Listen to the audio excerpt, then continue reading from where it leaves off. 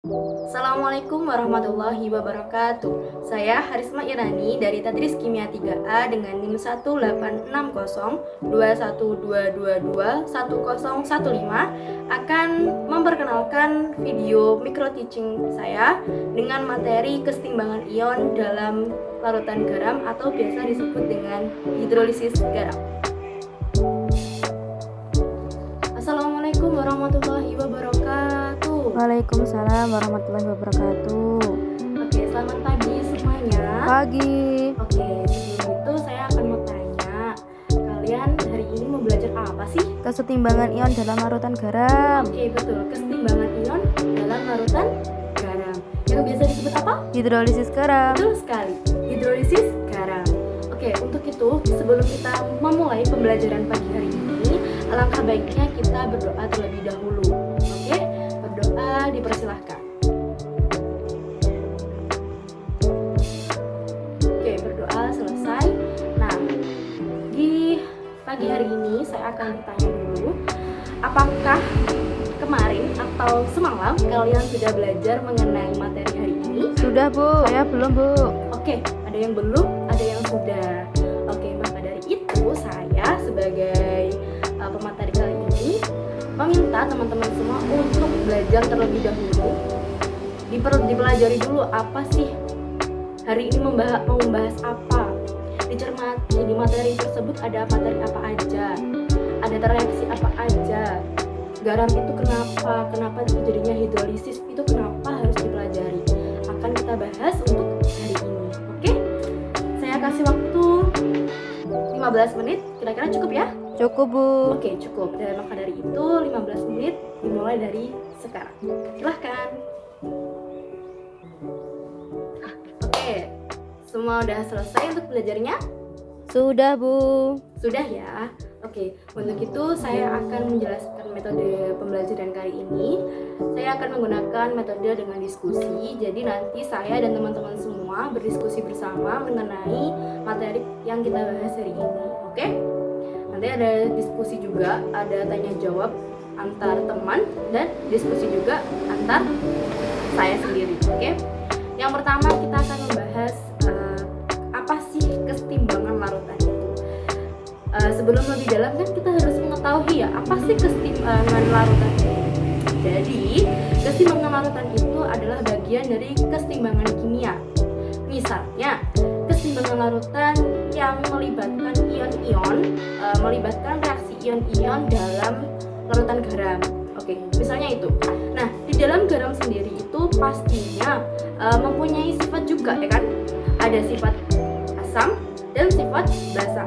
Dan di sifat asam sendiri ini ada dua, yaitu asam kuat dan basa kuat. Asam kuat dan asam lemah. Kemudian di basa ada basa kuat dan basa lemah. Oke, contohnya nih apa aja teman-teman? Ada yang tahu? HCl, Bu. Oke, betul sekali. Jadi yang ada di asam kuat yang pertama ada HCl, HNO3, HBr, HI, H2SO4. Apalagi?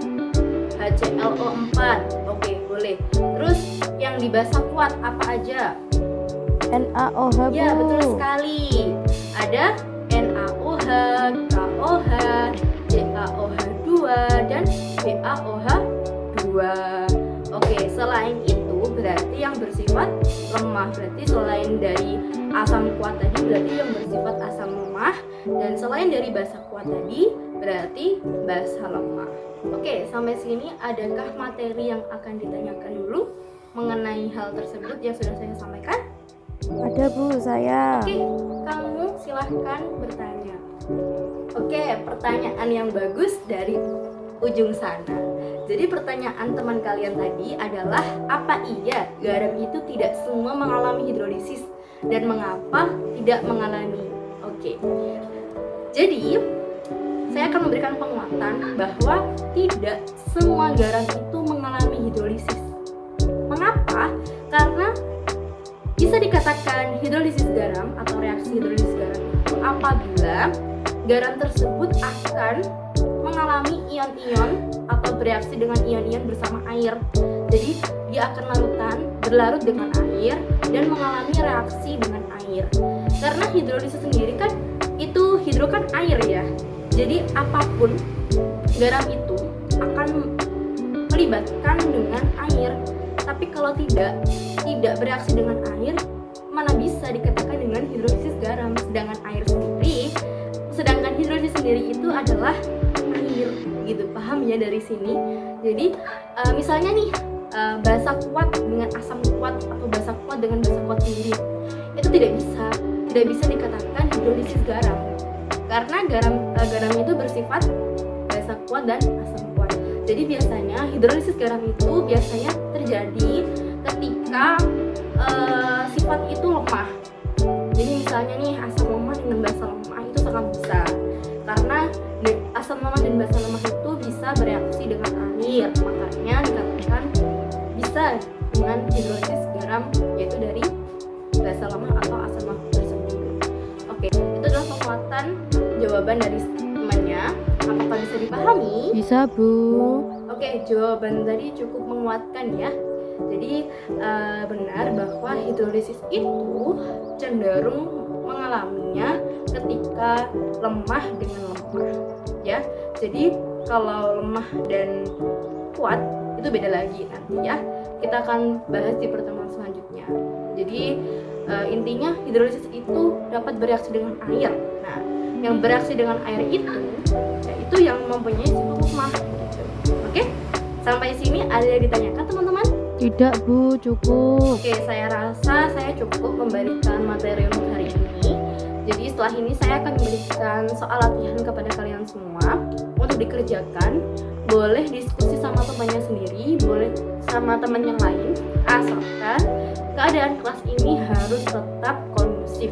Tidak boleh ramai dan gaduh ya, harus kondusif. Oke, setelah itu bisa dikumpulkan ke saya, nanti saya koreksi, dan selamat mengerjakan. Oke, semua sudah mendapatkan nilai semua ya?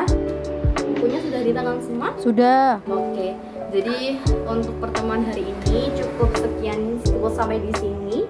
Nanti kalau ada teman-teman materi yang kurang paham bisa japri ke saya. Kalau ada materi yang dibingungkan, mendesak, boleh tanya ke saya ya. Langsung aja. Oke, sekian untuk pertemuan hari ini. Kurang lebihnya saya mohon maaf. Wassalamualaikum warahmatullahi wabarakatuh. Waalaikumsalam warahmatullahi Terima kasih, wabarakatuh. teman-teman. Sama-sama, Bu. Baik, itulah video micro teaching saya dengan materi keseimbangan ion dalam larutan garam atau hidrolisis. Kurang lebihnya saya mohon maaf yang sebesar-besarnya. Wabillahi taufiq wal hidayah. Wassalamualaikum warahmatullahi wabarakatuh.